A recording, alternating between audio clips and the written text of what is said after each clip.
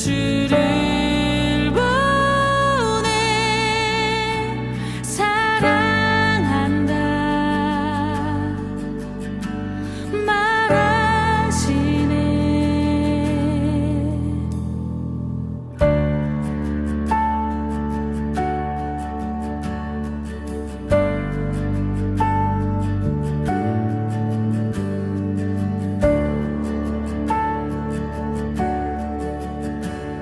함께 노래하겠습니다. 사랑의 주,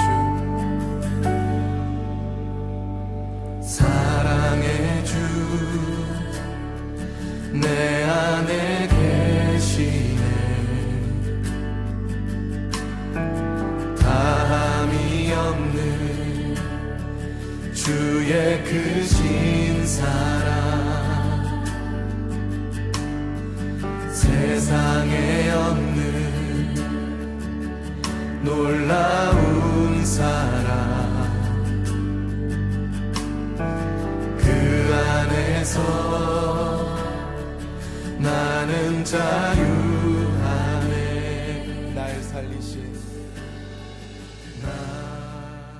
사랑의 하나님 아버지, 참 감사합니다.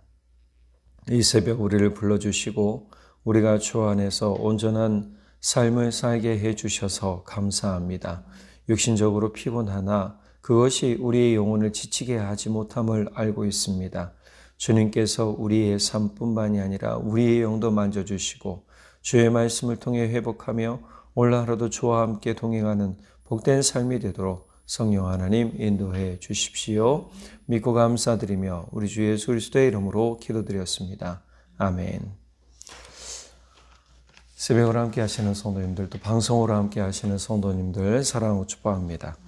하닷에셀에게서 승리를 거둔 다윗과 이스라엘, 이제 시간이 지나서 암몬과 지속적인 전쟁 중에 있습니다. 오늘 본문 1절에 보면 출정할 때가 되었다라고 나옵니다. 그 해가 돌아와 왕들이 출전할 때가 되매 다윗의 요압과 그에게 있는 그 부하들과 온 이스라엘 군대를 보내니, 그러니까 암몬과 이제 거의 또 싸움을 시작을 한 것이죠. 암몬과 전쟁을 계속하던 중에 싸움은 막바지에 이르렀고 암몬은 물리쳤고 암몬의 수도 라빠만 남았습니다. 라빠성을 둘러싸고 이제 라빠만 정복하면 되는 일이었어요. 그렇게 다윗은 전쟁에 참여하지 않고 이제 수도인 예루살렘으로 돌아오게 됩니다. 자, 예루살렘에 돌아와서 이제 모든 것을 다 정리하고 쉬면서 궁전 옥상에 올라가서 또 자기 예루살렘 성을 한 바퀴 쑥 돌아봤겠죠. 그런데 하필이면 그때 목욕하는 여인을 보게 됩니다. 그 여인이 누구인지 너무 궁금했고 또 한 가지는 너무 아름다워 보이는 거예요. 그래서 신하를 통해서 그 여인이 누군가 알아보게 합니다. 보니까 햇사람 우리아의 아내였어요. 그 아내 이름은 밧세바입니다. 다윗이 그렇구나 하고 넘어가면 되는데 이 성적 유혹을 이기지 못해요. 그리고 어떻게 하냐면 여인을 불러오게 하죠. 여인이 왕이 불러오는데 뭐 어떻게 할 수 있겠습니까? 안 됩니다 라고 말을 하지 못하고 어떻게 하냐면 같이 자요. 그리고 그 여자가 집으로 돌아가는데 그 한 번의 잠자리가 임신으로 이어집니다. 그래서 5절에 보면 그 여인이 임신하며 사람을 보내 다윗에게 말하여 이르되 내가 임신하였나이다. 이게 여기서 이 문제가 굉장히 커지죠. 자, 그리고 밧세바를 불러요. 자신이 당황하고 자신이 범죄한 사실을, 불륜을 감추려고 뭐 하냐면 밧세바를 불러서 밧세바와 통침하게 하죠, 우리아를. 근데 우리아가 너무 충성스러운 사람이에요. 사실 햇사람이라고 하는 것은요, 햇사람은 노아의 후손이며 가나안 땅의 원주민이에요. 뭐 그런 이스라엘, 아브라함 계통으로 따지면 전혀 다른 내용이, 다른 족속이 되는 거죠. 자, 우리아는 해족속이었지만 유대인으로 개종해서 유대인으로 살았고 다윗의 용맹한 용사 중 한 명이었으며 매우 충성스러운 사람이었습니다. 오늘 본문을 읽지는 않았지만 그의 충성스러움을 보여주는 내용이 6절에서 13절까지 나와요. 자, 우리아에게 뭐라고 그러냐면 궁전에서 불러서 밥도 먹이고 이제 너는 아내와 같이 동침해라. 아내와 같이 하룻밤 보내라. 라고 얘기하지만 우리아가 어떻게 하냐면 안 가요. 내가 어떻게 갈 수 있는가? 내 동료들은 지금 저 암몬성에서 죽음을 각오하고 전쟁을 하고 있는데 내가 어떻게 내 언어야 편애하고 또 왕을 섬기지 않는 그러한 일들을 하겠는가라고 얘기를 하면서 충성스럽게 이야기를 하죠. 그래서 13절에 보면 침상에 눕고 그의 집으로 내려가지 아니했다. 그러니까 어떻게 하냐면요. 다시 그 다음날 불러서 편지를 써서 우리아에게 보내요. 우리아도 너무 착했어요. 편지를 읽질 않아요. 왕이 보낸 편지가, 요압에게 보낸 편지가 무슨 내용인지 몰라요. 근데 이 우리아에게 보낸 편지 내용은 이거예요. 15절에 보니까 우리아를 가장 치열한 격전지에 투입시켜 최전방에서 싸우게 하고 다른 병력은 후퇴시켜 그가 거기서 죽게 하라. 그러니까 다윗을 살인교사 시키는 내용이에요. 요압을 통해서. 요압은 다윗이 지시한 대로 전쟁에서 가장 위험한 지역에 우리아를 배치하고 결국 적의 반격에 전사하고 맙니다. 요압은 전령을 보내 우리아가 죽은 것을 알리게 하고 전령은 그 지시를 그대로 따르죠. 다윗은 전령의 소식을 듣고 도리어 자신의 잘못을 인정하지 않고 요압에게 다음과 같이 말하라고 전령을 다시 보내요. 너는 요압에게 실망하지 말고 이거 전령에게 하는 얘기예요. 실망하지 말고 용기를 내라고 하라. 전쟁에서 칼은 이 사람도 죽이고 저 사람도 죽이는 것이 아니겠느냐. 너는 그에게 더욱 힘써 싸워 그 성을 함락시키라고 말하고 그를 격려하여라. 자, 우리아가 죽었다라는 이야기를 들은 밧세바는 우리아를 잃은 그 슬픔에 애곡을 하고 장례를 치릅니다. 근데 27절에 그것을 그냥 두었으면 되는데 그래도 임신한 여인이라 다윗은 책임지겠다고 궁전으로 부르죠. 그런데 오늘 27절 후반절에 보니까 하나님의 시각은 달랐어요. 뭐냐면 다윗이 행한 그 일이 여호와 보시기에 악하였더라. 네.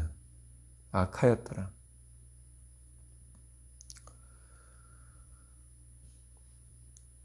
자신의 권력, 자신의 재물, 자신의 명예, 자신의 어떤 무엇인가를 가지고 힘이 없는 사람을 괴롭히거나 그들의 것을 빼앗는 것을 갑질이라고 하죠.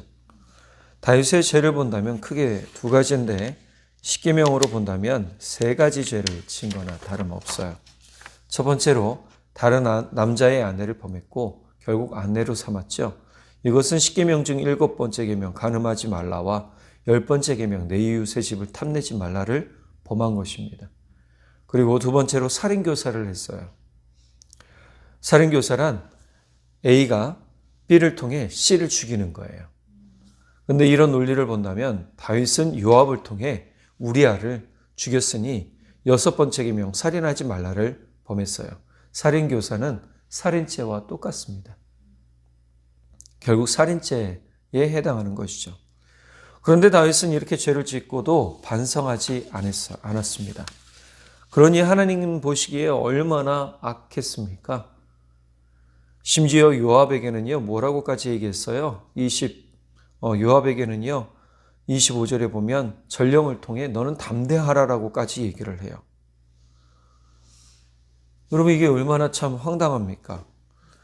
우리는 여기서 자신의 죄를 깨닫고 즉시 회개하는 것이 얼마나 힘든 일인지를 알 수 있어요. 요압이 아브넬을 죽였을 때 다윗의 반응이 어떠했는지 혹시 기억하세요? 사무엘하 3장 28절에서 29절에 보면 요압이 아브넬을 죽였을 때 다윗은요 아브넬을 책망하고 아브넬을 혼내면서 이렇게 얘기를 해요. 그 후에 다윗이 듣고 이르되 내레 아들 아브넬의 피에 대하여 나와 내 나라는 여호와 앞에 영원히 무죄하니 그 죄가 요압의 머리와 그의 아버지의 온 집으로 돌아갈지어다. 또 요압의 집에서 백탁병자나 나병 환자나 지팡이를 의지하는 자나 칼에 죽는 자나 양식이 떨어진 자가 끊어지지 아니할지로다. 요압을 저주했단 말이에요. 요압이 아브넬을 죽였다는 이유 하나로 나 자신이 총애하고 자신이 사랑했던 아브넬을 죽였다는 이유 하나만으로요. 그러면 다윗의 입장으로 본다면 다윗도 그럴 사람이에요. 근데 하나님은 악한 것에 대해서 회개할 기회를 주세요. 우리가 12장 넘어가면 나단을 통해서 어떻게 해요? 회개할 기회를 주시어 책망하고. 그러니까 자신이 스스로 깨달으면 되는데 깨닫지 못하니 나중에 나단 선지자 보내는 거란 말이에요. 자, 자신의 잘못을 덮기 위해 살인도 서슴지 않는 악을 행한 모습이 아주 다윗을 통해서 본다면 생소하죠. 우리는 죄를 바로 깨닫는 양심이 있다는 것에 감사해야 되고 그런 믿음의 선한 양심이 또한 있어야 됩니다. 그래야 죄의 유혹에 빠지지 않을 수 있고 죄를 깨달았다면 회개할 수 있게 됩니다. 다윗은 자신의 죄를 뻔뻔하게 모른 척 지나갔죠. 회개하지 않았습니다. 스스로 깨닫지 못했죠. 심지어 밧세바를 아내로 삼아버렸어요. 이것은 죄를 어떻게 한 거냐면 공식화한 거예요. 권력자니까 백성들은 아무 말 못하겠지만 속으로는 뭐예요? 야, 다윗도 저렇게 범죄를 저지르는구나. 전장에서 죽은 것처럼 위장했을 뿐이지 실제 뭐 했어요? 살인하고 간음하며 다른 이웃집의 아내를 탐낸 거잖아요. 우리도 양심이 마비되면 하나님과 멀어지게 되므로 회개할 때를 놓치고 지나쳐 회개할 수 없는 그러한 상태가 됐을 수도 있습니다. 그러므로 죄에 대해서 단호한 믿음의 양심을 가지고 살아야 하며 회개의 기회에 회개하는 삶을 살아서 하나님과 관계가 멀어지지 않도록 해야 됩니다. 하나님과 가장 친밀한 방법 중에 하나는 회개, 내 잘못을 인정하는 것이죠. 이것이 순결한 믿음, 깨끗한 마음을 소유하는 믿음의 방법입니다. 오직 눈을 들어서 주님을 보시고 마음으로 주님을 갈망하는 우리가 되길 원하고 또 우리가 성령의 충만함으로 성령께서 우리에게 깨닫게 하시는 그런 모든 잘못들이 있다면 회개하고 또 더불어 우리의 선한 양심이 우리가 책시질할 때 도리어 감사하며 살아가는 우리 모두가 되기를 간절히 바랍니다. 기도하겠습니다. 사랑의 하나님 아버지 참 감사합니다. 우리로 깨닫게 하시며 알게 하시며 누리게 하시니 감사합니다. 주님, 우리가 이 말씀을 가지고 살 때 이 말씀을 통해 우리에게 주시는 은혜의 귀한 비밀을 더욱 감사하게 하시고 더불어 우리의 양심이 믿음의 양심이 깨어 있어 주님, 우리가 범죄하지 않도록 우리를 인도해 주시고 또 우리가 주의 온전한 길, 믿음의 길, 주님께서 열어놓은 소망의 길, 생명의 길을 가는 그러한 복되고 거룩한 삶 살도록 성령 하나님 인도해 주십시오. 우리의 모든 삶 주의 것입니다. 우리의 모든 것 주의 것입니다. 주 안에 깨끗하고 거룩한 양심을 가지고 사는 우리 모두 되게 인도해 주십시오. 믿고 감사드리며 우리 주 예수 그리스도의 이름으로 기도드렸습니다. 아멘. 사랑의 주 내 안에 계시네 다함이 없는 주의 크신 사랑 세상에 없는 놀라운 사랑 그 안에서 나는 자유하네 날 살리신 날 살리신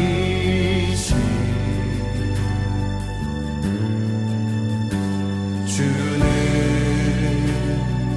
내 전